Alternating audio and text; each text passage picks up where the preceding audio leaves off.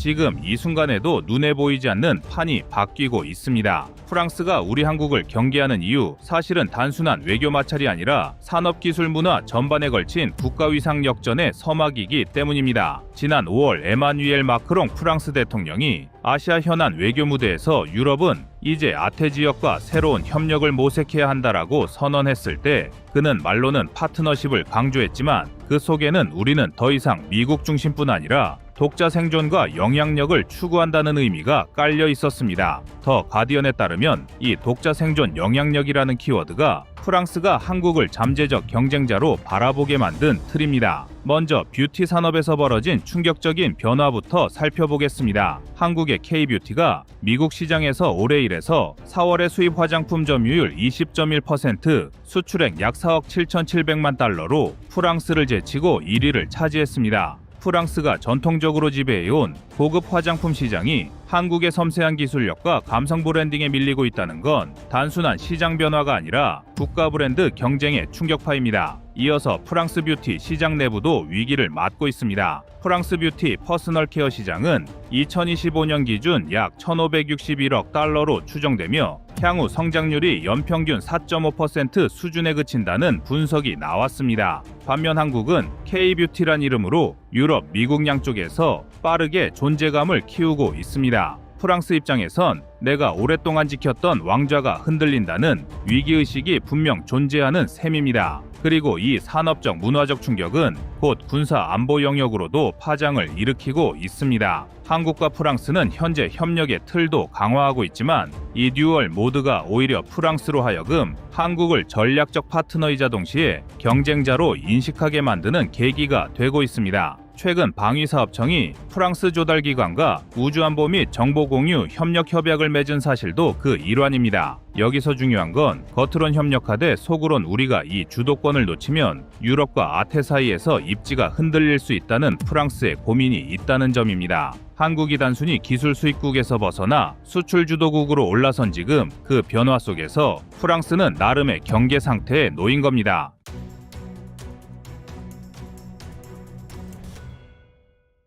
프랑스의 경계심은 두려움의 다른 이름입니다. 그리고 그 두려움은 곧 존재감의 인정입니다. 프랑스는 한국을 견제하면서도 손을 내밀 수밖에 없습니다. 왜냐하면 지금의 세계 산업 구조에서는 한국 없이 완성되지 않는 공급망이 이미 만들어졌기 때문입니다. 실제로 프랑스의 원전 방산 반도체 배터리 산업 곳곳에는 한국 기술이 깊게 스며 있습니다. 2024년 EDF가 추진한 차세대 소듐 냉각 고속로 실증 프로젝트에 한국형 소재 기술을 도입했고 탈레스는 한국산 복합 소재를 사용한 방열 시스템을 공동 개발 중입니다. 프랑스 언론 르피가로는 한국은 이제 기술 납품국이 아니라 산업 생태계의 동반자라고 평가했습니다. 그 말 속엔 인정과 경계가 동시에 담겨 있었죠. 프랑스는 유럽 중심주의라는 오랜 자부심 속에서 세상을 봐왔습니다. 하지만 지금 그 프레임을 깨는 나라가 있습니다. 바로 한국입니다. 프랑스가 아프리카, 중동, 동유럽에 파견한 외교단이 한국 방산의 진출이 유럽 안보체계에 균열을 낼 수 있다고 우려 보고서를 낸 이유도 바로 여기에 있습니다.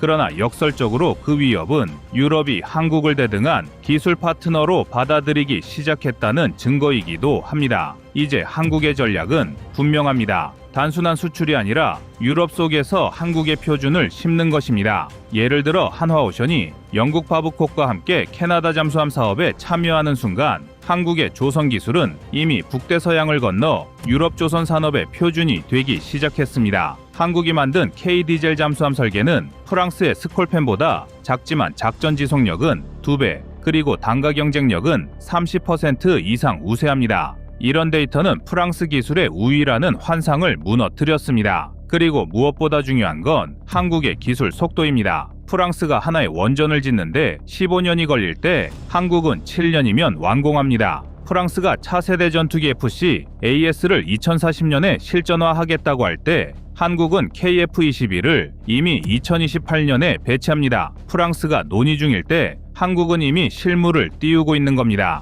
바로 이 결단의 속도가 프랑스가 두려워하는 진짜 이유입니다. 프랑스가 한국을 경계한다는 말, 그건 단순히 경제나 시장 점유율의 문제가 아닙니다. 이건 한국이 과거 기술 후진국이라 불리던 시절의 굴레를 완전히 찢어버리고 프랑스가 100년 넘게 쌓아온 산업의 상징들을 하나씩 넘어서는 순간들이 쌓이면서 생긴 국가적 자존심의 균열입니다. 한국은 지금 프랑스의 심장부, 즉 원자력, 철도, 방산, 문화산업까지 들어가고 있습니다.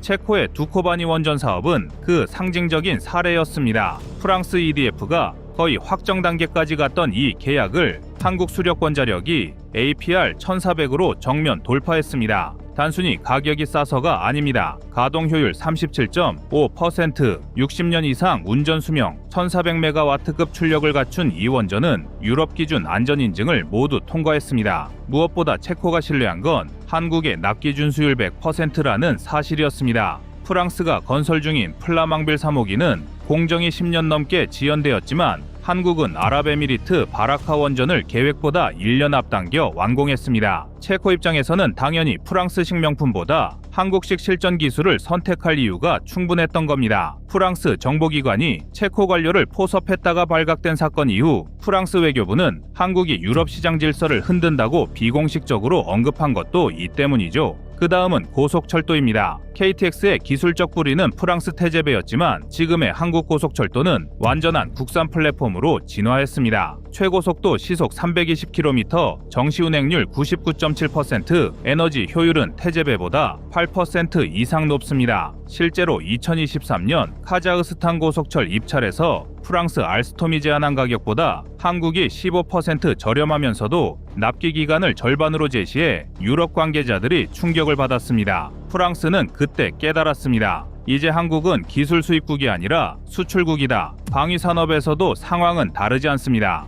프랑스의 다소, 네이벌그룹, 탈레스가 오랫동안 아프리카 중동 시장을 지배했지만 지금 그 시장에 한국의 한화, 카이, LIG 넥스원이 들어오고 있습니다. 천공투가 중동에서 1조 4,770억 원 규모로 수출 계약을 따내고 K9 자주포가 8개국에 1,700문 이상 납품되면서 프랑스제 자주포 카이사르의 점유율을 밀어냈습니다. 프랑스가 자랑하던 스콜펜급 잠수함보다 KSS-3 장보고3가 훨씬 조용하고 작전 지속일수는 2배 이상입니다. 장보고3의 소음은 95데시벨 이하, 즉 바닷속에서 고래 소리보다 낮습니다. 프랑스는 그 기술력의 차이를 인정하면서도 한국이 유럽 국가들과 경쟁 구도를 만든다는 사실 자체의 불편함을 감추지 못하고 있습니다. 한국은 이제 그 경계심을 두려워하지 않습니다. 오히려 그걸 인정의 증거로 받아들입니다. 반면 프랑스가 견제한다는 건 우리가 더 이상 뒤따르는 나라가 아니라 추월 차선에 올라탔다는 뜻입니다. 그리고 한국의 대응은 단순한 감정이 아니라 전략입니다. 원전에서는 유럽형 규제 기준을 철저히 연구해 국제표준 설계 인증을 확보했고 방산에서는 나토 코드 인증과 EU 수출 허가 절차를 한국 기업이 직접 소화하도록 체계를 바꿨습니다.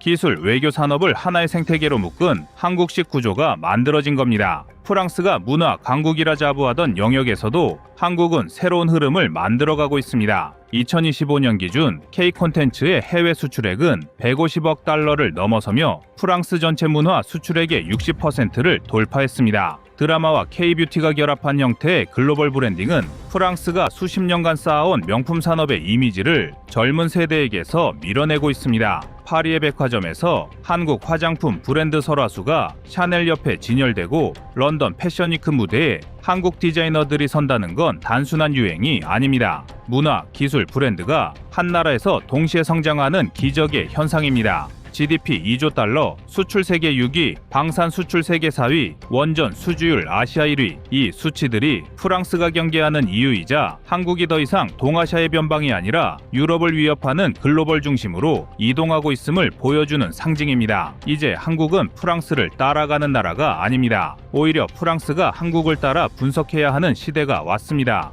20년 전만 해도 프랑스의 태제베, 미라지, 에어버스, 루이비통이 부러움의 대상이었다면 지금은 한국의 KTX, KF21, K9, 그리고 K-뷰티가 세계의 기준이 되고 있습니다. 프랑스는 그 변화를 위기라 부르지만 세계는 그것을 한국의 시대라 부릅니다. 결국 프랑스의 경계는 한국의 성장 속도에 대한 경외심이자 스스로의 변화를 촉구하는 경종입니다. 한국은 그 경계의 시선을 두려워하지 않습니다. 오히려 그 시선이 우리를 더 강하게 만듭니다. 이제 우리는 따라잡는 나라가 아니라 규칙을 다시 쓰는 나라로 나아가고 있습니다.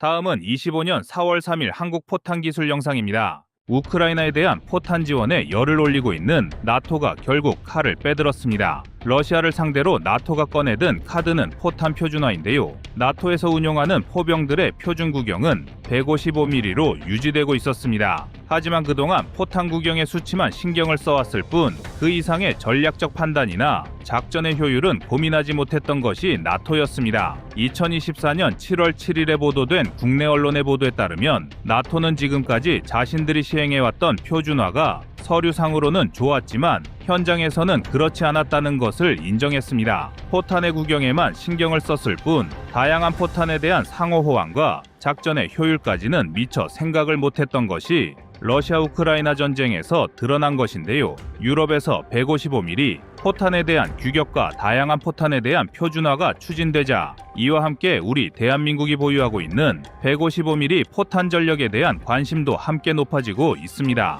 특히 국내외 군 전문가들이 대한민국의 포병 전력과 포탄 생산 능력에 대해 극찬을 아끼지 않고 있지만 많은 분들께서 아직 우리 대한민국의 포병 포탄에 대해서는 많은 정보를 접하지는 못하고 계신 것도 사실인데요. 그래서 준비했습니다. 오늘은 대한민국 포병 포탄의 모든 것을 자세히 알려드리겠습니다.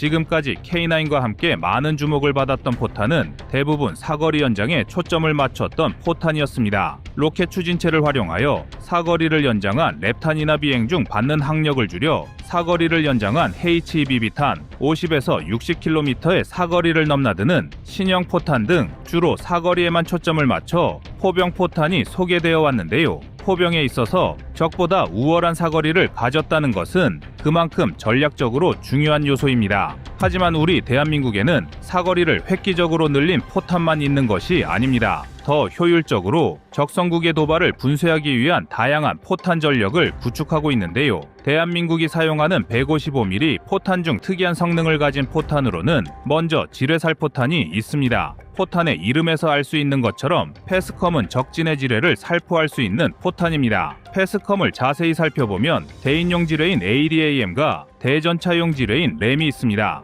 대인용 지뢰는 한 발의 패스컴에 36개가 탑재되어 있으며 적진이 살포되면 각 지뢰는 6에서 8개의 인계철선을 자동으로 설치합니다. 그리고 적의 병력이 이 인계철선을 건드리면 지뢰가 폭발하는 원리를 가지고 있는데요. 반면 램은 한 발에 패스컴에 9개가 탑재되어 있으며 적진의 살포 후 적의 전차나 장갑차가 지뢰에 접근하게 되면 폭발함으로써 적의 주요 기갑 장비를 저지할 수 있습니다. 또한 패스컴은 상황에 따라 일정 시간이 지난 뒤에는 자동으로 자폭할 수 있도록 설계되어 있는데요. 만약 포병이 살포한 지뢰가 계속해서 여러 지역에 머물러 있다면 이후 그 주변을 기동하는 아군의 보병에게 위협이 된다거나 방역 시 해당 지역을 우회해야 한다는 문제가 발생할 수 있습니다. 그래서 이러한 단점을 미연에 방지하고자 우리 대한민국은 패스컴이 살포한 지뢰에 자폭 기능을 추가하여 운용하고 있는데요. 패스컴은 지뢰 살포, 4시간 이후에 자폭하는 단자폭과 48시간 이후에 자폭하는 장자폭으로 구분할 수 있습니다. 적의 징역과 기동을 오랜 시간 동안 저지하기 위한 경우에는 주요 기동로의 장자폭으로 적진의 지뢰를 살포할 수 있으며 아군이 반격을 준비하는 경우에는 단자폭을 활용하여 적을 묶어둔 다음 지뢰, 자폭 이후 신속한 반격이 가능하다는 전략적 이점을 얻을 수 있습니다. 다음으로는 2개의 ICM 포탄이 있는데요.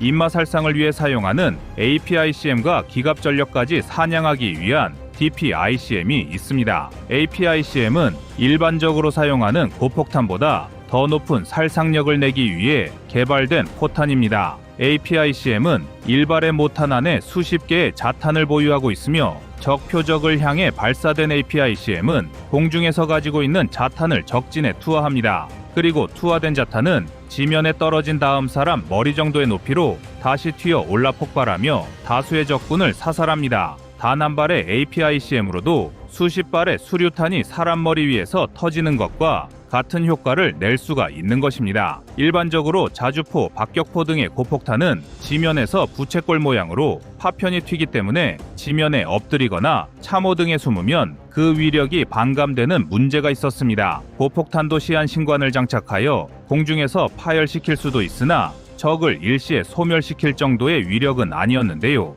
하지만 APICM을 사용하면 이렇게 참호나 엄폐물로 숨는 적까지 타격할 수 있기 때문에 훨씬 더 위력적인 타격이 가능합니다. 다만 논이나 적설지에서는 위력이 반감되고 강이나 호수 등의 지형에서는 사용이 불가능하다는 아쉬운 단점도 존재하고 있습니다. 하지만 우리 대한민국은 사전에 각 포병부대별로 제한 지역과 사용 불가 지역을 지도로 파악하도록 하여 실전에서 이러한 단점에 발목을 잡히지 않도록 철저하게 대비하고 있습니다. APICM이 적의 병력을 제압하는데 철저하게 집중했다면 DPICM은 적의 병력과 함께 전차, 장갑차 등의 기갑 전력까지 동시에 분쇄하기 위해 사용하는 포탄입니다. DPICM은 이중 목적이란 이름의 의미처럼 적의 병력과 기갑을 모두 잡는데 최적화된 성능을 가지고 있는데요. DPICM은 성형자격을 탑재한 자탄을 공중에서 방출합니다. 성형자격이란 탄두 내의 폭약을 오목하게 만들어 특정 방향으로 폭발 에너지를 집중할 수 있도록 한 폭약을 의미하는데 DPICM의 자탄은 자탄의 아랫부분을 향해 성형자격을 탑재하고 있습니다. DPICM의 모탄에서 방출된 다수의 자탄은 적의 기갑 장비 위로 떨어지게 되고 이때 자탄의 아래 방향을 향해 폭발력이 집중된 성형자격을 통해 적의 전차나 장갑차를 상부에서 파괴해 들어갈 수 있으며 장비 내부에 탑승하고 있는 적군의 병력까지 동시에 괴멸시킬 수 있는 효과를 지니고 있습니다. 또한 DPICM은 항력 감소탄과도 연계할 수가 있어 우리 대한민국은 일반적인 DPICM보다 더 긴 사거리를 확보한 DPBB도 함께 운용하고 있는데요. K9 자주포에서는 DPBB를 사용해서 최대 36km까지 사격이 가능하고 KO-15A1은 최대 28km까지 사격이 가능하여 적의 군사 도발이 발생할 경우 언제든 적진의 주요 기갑 장비를 순식간에 초토화할 수 있는 전력을 보유하고 있습니다. 우리 대한민국은 적성국이 군사 도발을 감행하거나 전면전을 시도할 경우 패스컴, APICM, DPICM 등의 탄종을 집중적으로 사용하여 일시의 적을 격파함으로써 군사분쟁 발발 초기부터 신속하게 적의 도발 의지를 분쇄할 계획을 가지고 있는데요.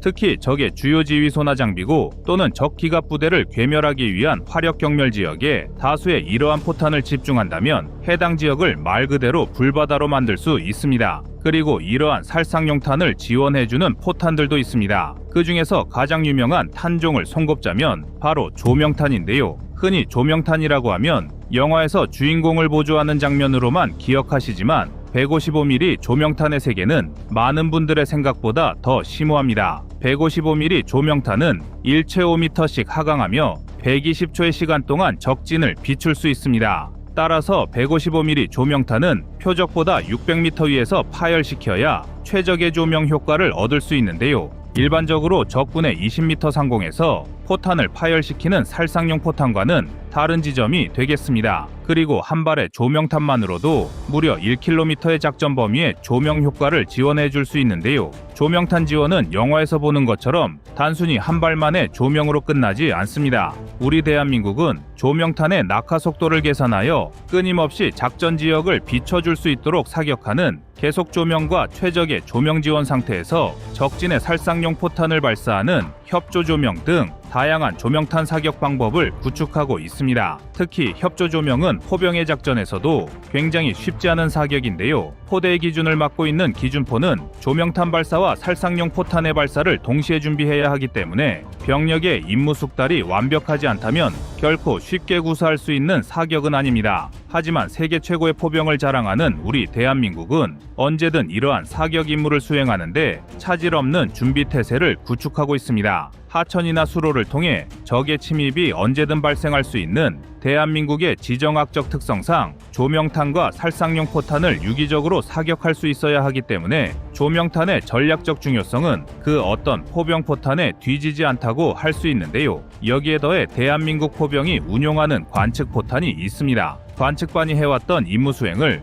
보다 효율적으로 운용하기 위해 전방 관측용 카메라를 장착한 자탄을 활용하여 적진을 손쉽게 관측할 수 있도록 개발한 포탄입니다. 하지만 일각에서는 단순히 드론이 더 좋은 것이 아니냐는 의견을 제시하기도 했는데요. 하지만 관측 포탄과 드론의 효율은 비교가 불가능합니다. 만약 포병 부대에 드론을 추가로 편제한다면 이에 대한 보급 소요가 늘어날 뿐만 아니라 드론을 운용하고 관리할 추가 병력을 따로 편제해야 하는 문제가 발생합니다. 반면 관측 포탄은 별도의 추가 병력이 필요하지 않고 포병 부대가 사용해온 155mm 포탄을 기반으로 개발되어 보급 소요도 훨씬 적다는 장점을 갖추고 있습니다. 또한 드론이 단순히 전방에 대한 관측 임무만 수행할 수 있는 것과 달리 관측 포탄은 아군의 포탄 사격 임무를 보다 더 효율적으로 지원해준다는 장점을 제공합니다. 관측 포탄을 발사하기 위해 산출한 사격 재원을 기반으로 해당 표적에 대한 효력사 사격 재원을 곧바로 수정할 수 있기 때문에 별도로 다른 조정탄을 사격할 필요가 없습니다. 따라서 조정탄을 발사한 후 관측반을 통해 사격 재원을 수정하여 효력사에 들어갔던 과거보다 효력사까지의 절차가 간소화되는 것인데요. 관측 포탄 한 발로 조정탄 역할과 관측반 임무 수행을 모두 할 수 있기 때문에 드론보다 한층 더 포병에게 최적화된 임무 수행을 지원할 수 있습니다. 이 밖에도 일반적인 연막탄보다 더 빠른 차장 효과를 가진 백린 연막탄도 보유하고 있으며 한국은 백린 연막탄을 활용하여 빠른 연막 효과를 얻기 위해 발사한 백린 연막탄을 낙탄 지점보다 2초 더 빠른 지점의 공중에서부터 연소할 수 있도록 사격하는 전술을 사용하고 있습니다. 이처럼 대한민국은 보유하고 있는 탄종의 종류도 다양하지만 해당 탄종을 보다 더 효율적으로 사격할 수 있는 포병 교리까지 철저하게 구축하고 있습니다. 대한민국의 포병은 명실상부 세계 최강을 자랑합니다. 공식적인 순위 선정에서도 1위를 달성했을 뿐만 아니라 한국의 포병 전력만으로도 전 유럽을 상대할 수 있다는 평가까지 나올 정도로 압도적인 화력을 자랑합니다. 그리고 이러한 포병 전력의 위용을 직접적으로 끌어내는 것이 바로 다양한 종류의 포탄인데요. 우리 대한민국은 자주포와 견인포의 성능도 우수하지만 여기에 조합할 수 있는 다양한 포탄의 위력 또한 우월한 전력을 보유하고 있는데요. 그리고 앞으로 새로운 포탄의 개발과 함께 더욱 강력해질 준비마저 끝마쳤습니다.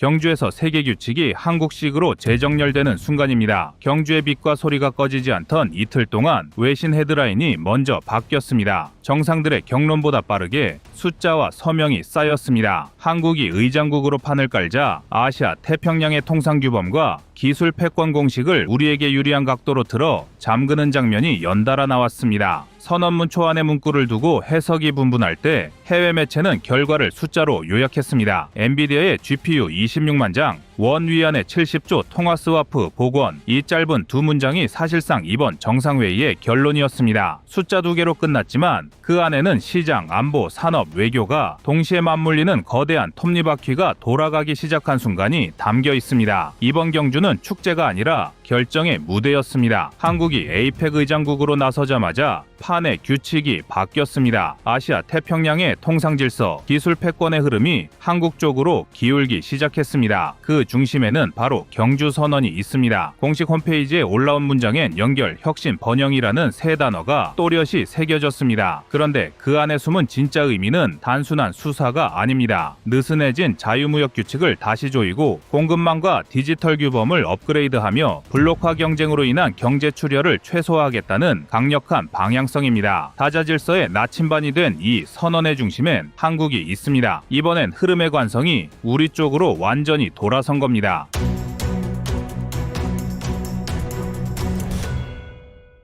국내 산업적인 부분에서 봤을 때 이번 에이펙의 진짜 주제는 AI와 반도체였습니다. 그리고 그 무대의 주인공이 한국이었습니다. 로이터는 엔비디아가 한국에 블랙웰 계열 GPU 26만 장을 공급한다고 보도했습니다. 정부는 공공인공지능 인프라에 5만 장을 깔고 삼성, SK, 현대차는 각각 5만 장 단위로 스마트 팩토리, 자율주행, 로보틱스용 슈퍼컴퓨터를 구축합니다. 네이버는 6만 장으로 상업용 및 국가형 AI 모델을 확대합니다. 이건 말 그대로 AI 산업의 총력전입니다. 이 정도 규모의 GPU 동시 증설은 전 세계적으로 전례가 거의 없습니다. 그리고 이 물량이 가진 의미는 경제를 넘어서 안보로 직결됩니다. GPU는 전쟁터에서 지휘 통제, 표적 식별, 전자전, 모의 훈련을 담당하는 두뇌입니다. 26만 장의 GPU는 전장 AI의 계산력을 수배로 끌어올리고 무인 전투기, 자율군집 드론, 표적 인식 시스템의 학습 속도를 폭발적으로 높입니다. 이제 한국군의 K2 전차, KF-21 전투기, 도산 안창호급 잠수함이 공유하는 데이터 파이프라인이 완전히 달라질 겁니다. 그야말로 AI로 무장한 국방혁명의 시작입니다. 방산 분야에서 GPU는 지휘 통제, 표적 식별, 전자전을 맡고 있는 핵심 두뇌 역할을 합니다. 전장 인공지능을 구동하는 핵심 칩셋이 바로 GPU이기 때문이죠. 이 물량이 본격적으로 가동되면 한국의 합동전장 AI의 학습량은 기존 대비 4배 이상으로 증가하고 무인기, 자율전투체계의 자율 판단 속도가 평균 37% 향상될 것으로 추정됩니다. 즉, 이번 협상은 AI 산업 투자 협정이 아니라 국가방위 연산력 확보 협정에 가깝습니다. 미국 입장에서도 이는 전략적 선택이었습니다. 중국의 반도체 수출을 제한하면서 AI 생태계 균형을 잃지 않기 위해선 믿을 수 있는 동맹국이 필요했습니다. 한국은 미국의 기술 파트너이자 민주주의 체제를 공유하는 신뢰국으로서 그 공백을 완벽히 메웠습니다. 외신은 이를 두고 한국이 미중 기술 냉전의 제3국으로 부상했다고 평가했습니다. 결국 한국은 미국의 기술 패권 전략 안에서 피동적 수혜국이 아닌 능동적 협력국으로 자리매김한 셈입니다. 이건 외교가 아니라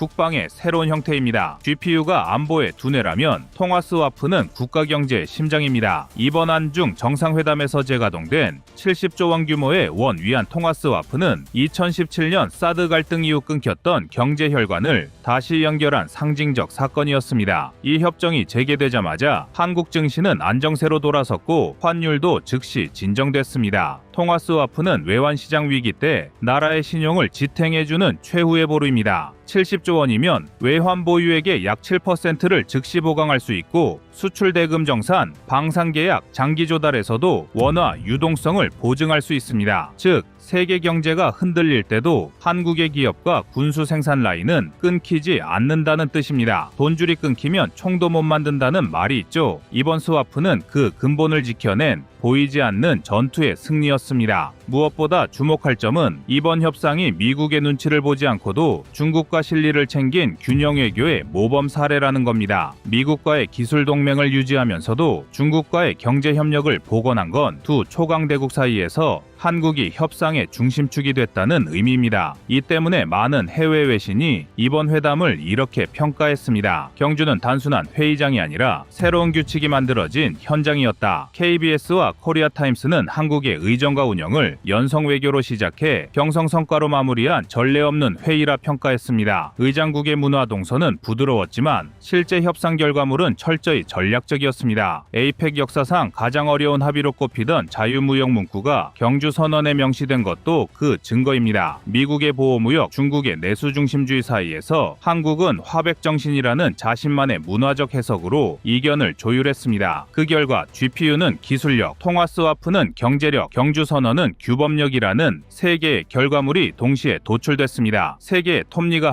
한 도시에서 같은 타이밍으로 맞물린다는 건 거의 불가능에 가까운 일입니다. 하지만 한국은 그걸 해냈습니다. 26만과 70조, 단 두 개의 숫자로 세계 질서를 바꿔놓은 나라, 그게 지금의 대한민국입니다. 이번 에이펙에서 한국이 보여준 협상력은 단순히 외교 성과가 아닙니다. 그것은 국가안보의 패러다임을 바꾼 전환점이었습니다. 경주는 세계 강대국들이 모여 자국의 이익을 놓고 맞붙는 치열한 전략의 무대였지만 그 중심에서 한국은 균형자이자 설계자로 움직였습니다. 그리고 미국, 중국, 일본 이 세 강대국 사이에서 동시에 실리와 위상을 모두 챙겨낸 나라는 오직 한국뿐이었습니다. 한편 중국과의 협상은 미국과의 관계와 정반대의 결이었습니다. 중국은 미중 갈등의 여파로 에이펙 내 입지가 좁아지고 있었고 한국은 이를 이용해 경제안정이라는 실익을 잡았습니다. 그 대표적 결과가 바로 70조 원 규모의 한중 통화스와프 재가동입니다. 2017년 사드 사태로 단절된 이후 처음으로 복원된 이번 스와프는 사실상 한중 관계의 경제 신뢰선 복귀를 의미합니다. 통화스와프는 두 나라 중앙은행이 일정 금액의 자국 통화를 서로 교환해 유동성을 보장하는 제도입니다. 위기가 오면 이 계약은 한 나라의 외환 보유액을 직접 늘리는 효과를 냅니다. 70조 원 규모면 한국의 외환 보유고 약 4,300억 달러 중 약 7%를 추가 확보한 셈입니다. 이 조치로 환율 급등 시 한국 기업의 수입 결제, 국제 조달이 안전하게 유지되고 방산 수출 계약의 환리스크도 최소화됩니다. 특히 무기 수출 시 원화 결제를 선택하는 중동, 동남아 국가들이 늘고 있는 상황에서 이번 스와프는 원화 신뢰도를 크게 끌어올렸습니다. 이는 단순히 금융 안정이 아니라 무기 체계 수출 기반을 지켜내는 경제 안보 장치이기도 합니다. 중국 역시 이 협정을 통해 위안화의 국제화를 진전시키려는 목적이 있었습니다. 결국 두 나라의 이해가 정확히 맞아떨어진 결과였죠. 무엇보다 주목할 점은 이번 협상이 미국의 눈치를 보지 않고도 이루어졌다는 점입니다. 한국은 미국의 기술 동맹을 유지하면서도 중국과의 금융 협력을 복원했습니다. 이는 냉전식 진영 구도를 넘어선 새로운 형태의 전략적 자율 외교로 평가받습니다. 블룸버그는 이를 한국이 미중 경제전의 사이드라인에서 빠져나와 중심에서 조율하는 핵심 노드로 올라섰다고 보도했습니다. 그럼 일본과는 어떠했을까요? 일본과의 관계는 경주 에이펙에서 또 다른 전환점을 맞았습니다. 한국은 이미 2023년부터 반도체 핵심 소재 수출 규제 해제, 통화 스와프 복원, 그리고 한일 안보 공조 재가동 등 관계 정상화를 단계적으로 이뤄왔습니다. 이번 에이펙에서는 그것을 넘어서 3자 공급망 협의체를 공식화했습니다. 이 협의체는 미국이 기술, 일본이 소재, 한국이 제조를 담당하는 AI 반도체 삼각동맹 구조를 기반으로 합니다. 즉, 한국은 제조의 중심이자 미국과 일본을 연결하는 핵심 결절점 역할을 맡게 됐습니다. 일본은 반도체 장비 소재 분야 세계 점유율 30% 이상을 보유하고 있고 한국은 메모리와 파운드리에서 세계 시장의 절반 이상을 차지합니다. 이 둘이 다시 맞물리면 미중 갈등 속에서도 AI 반도체 공급망이 끊기지 않습니다. 이건 단순한 경제 협력이 아니라 전략산업 안보 동맹의 강화입니다. 그리고 국가 공급망은 곧 안보이기 때문입니다. 전쟁은 이제 총알보다 반도체가 먼저 필요한 시대가 되었고 한국은 그 핵심 생산국으로 자리 잡았습니다. 이제 한국은 AI 반도체의 설계부터 생산까지 전 과정을 자국 내에서 완결할 수 있는 몇 안 되는 나라가 됐습니다. 이런 구조 속에서 일본과의 협력은 과거에 한국과의 역사 갈등을 넘어선 실용 외교의 상징으로 기록됐습니다. 한국이 원하고 필요할 때 실리를 위해 감정을 조절할 줄 안다는 사실을 세계가 확인한 순간이기도 합니다. 한국은 이번 에이펙을 통해 세계의 확실한 안보축을 강화했습니다. 하나는 전장 AI의 계산력 확보, 둘째는 경제 방패인 통화스와프, 셋째는 공급망 기반의 동맹 체계입니다. 26만 장의 GPU는 디지털 탄약으로, 70조 원의 스와프는 금융 방패로, 한미일 공급망 협의체는 산업 요새로 기능합니다. 이 세 요소가 결합하면 국방과 경제, 산업이 서로를 지탱하는 완전한 삼각방어 체계가 완성됩니다. 한마디로 경주는 총 한 발 쏘지 않고 국가의 안보 수준을 세 단계 높인 회담이었습니다. 이건 단순한 외교 성과가 아니라 미래의 전쟁과 경제 위기에서 나라를 지키는 무형의 방어선을 세운 겁니다. 이제 세계는 더 이상 한국을 중간 국가로 보지 않습니다. 경주는 한국이 세계 질서를 따라가는 나라가 아니라 직접 설계하는 나라로 바뀌었음을 증명한 무대였습니다. 그리고 그 시작은 단 하나의 문장에서 요약됩니다. 세계의 규칙이 드디어 한국식으로 재정렬됐다.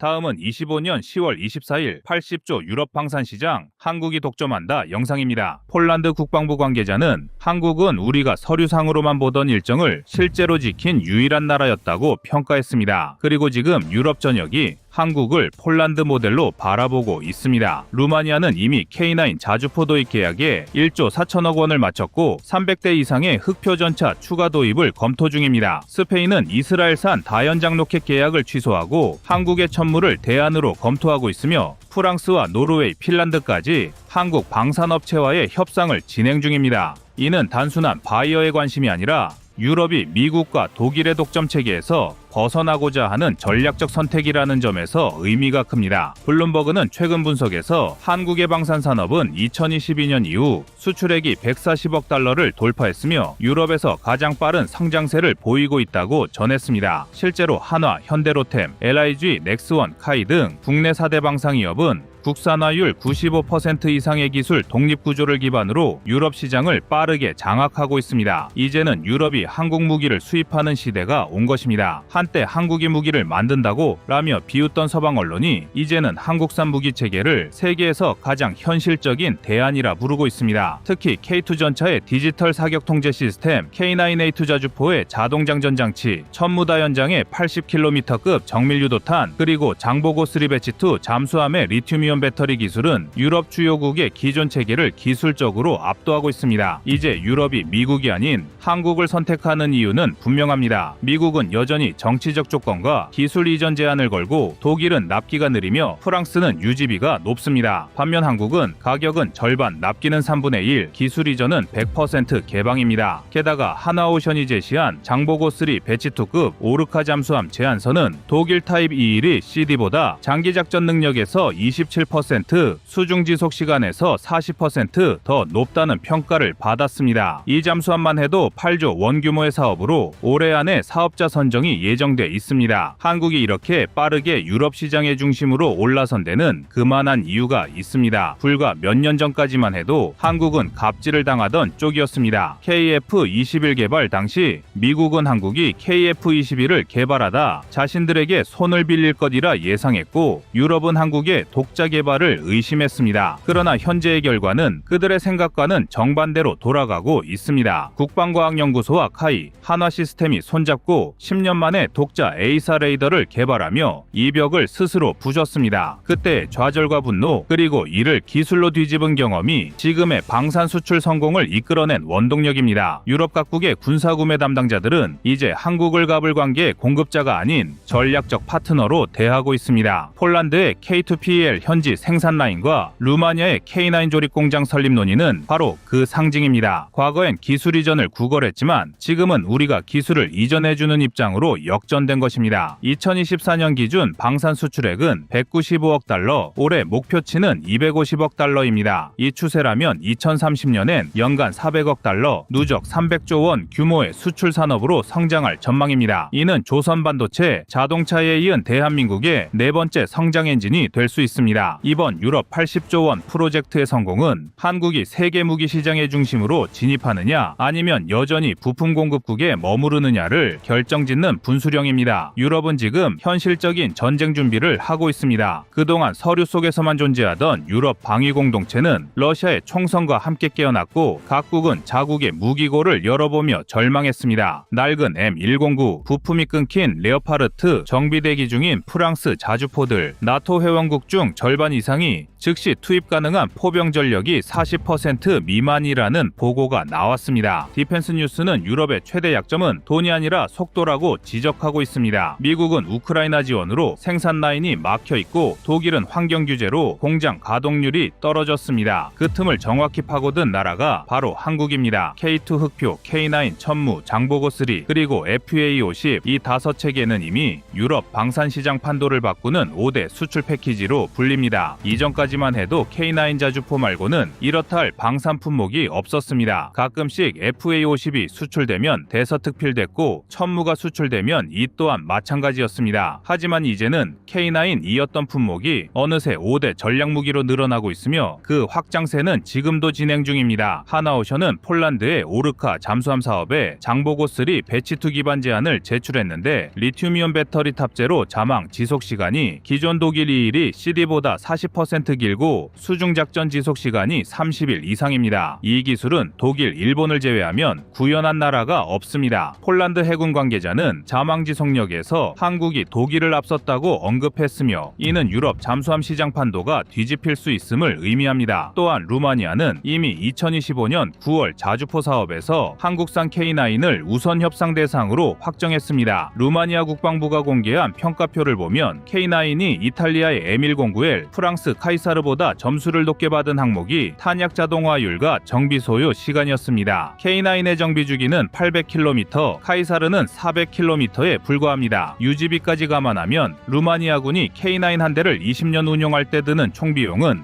약 70억 원으로 독일 PGH 2000에 120억 원 대비 절반 수준입니다. 그뿐 아니라 스페인은 이스라엘제 링스 다연장 로켓 계약을 전면 취소했습니다. 이스라엘의 유도탄 부품 공급이 끊기면서 유지비가 급등했기 때문입니다. 그 대안으로 떠오른 것이 바로 천무입니다. 천무는 239mm, 유도탄으로 80km 이상 정밀 타격이 가능하며 203mm 비유도탄도 발사할 수 있습니다. 즉, 한 발사대에서 정밀 타격과 포병 지원이 모두 가능하다는 의미입니다. 스페인 육군은 현재 천무의 유럽형 개량 버전을 검토 중이며 한화는 스페인 나바라 지역에 유럽 전용 생산 라인 설립을 제안했습니다. 핀란드와 노르웨이 역시 한국 무기를 눈여겨보고 있습니다. 북유럽 국가들은 혹한과 산악지형에서의 작전 효율을 중시하는데 K9P는 영하 40도에서도 작동 가능한 유압 시스템을 갖추고 있습니다. 노르웨이 육군은 실제 사격 테스트에서 K9이 2분 30초 내 열발 발사에 성공한 반면 독일 PGH-2000은 6분이 걸렸습니다. 이런 데이터는 유럽 전장 환경에서의 신뢰도를 극적으로 높이고 있습니다. 이런 성과의 핵심은 국산화율입니다. 한국은 K9, K2, 천무 모두 국산화율 95% 이상, 카이 FA50은 70% 이상입니다. 이는 외국 부품의 제재나 수출 제한에 영향을 받지 않는다는 뜻이고 바로 그 점이 유럽에게는 안보보험입니다. 파이낸셜 타임즈는 한국이 나토 의존도를 낮추려는 유럽의 플랜 B가 되고 있다고 분석했습니다. 이번에 대통령 비서실장이 직접 유럽에 파견된 이유는 각국 정부가 이미 실무 검토를 마치고 정치적 최종 결정 단계에 들어섰기 때문입니다. 즉, 지금 움직이지 않으면 10년 시장을 잃는 겁니다. 더 나아가 한국의 방산 외교는 단순히 무기 판매가 아닙니다. 한화오션은 폴란드에 잠수함을 팔면 그곳에 AIP 시스템 부품 공장을 세우고 폴란드 인력을 기술 연수 프로그램에 포함시키기로 했습니다. 현대로템은 K2PL 전차 생산 라인을 글리비체 부마르 와벤디 공장에 공동 설립 중이고 LIG 넥스원은 루마니아와 공동 탄약 생산을 협의하고 있습니다. 이제 유럽의 산업 지도에 메이드 인 코리아 디펜스라는 새로운 축이 생기고 있습니다. 이는 유럽 방위 산업의 공급망을 재편하는 거대한 구조 변화입니다. 한국은 부품 조립 완제품까지 전주기를 공급할 수 있는 몇 안 되는 국가이며 나토 기준 스타나그 규격 무기를 자체 개발 양산하는 유일한 비서방 국가입니다. 이 변화가 바로 유럽이 한국을 신뢰하는 이유입니다.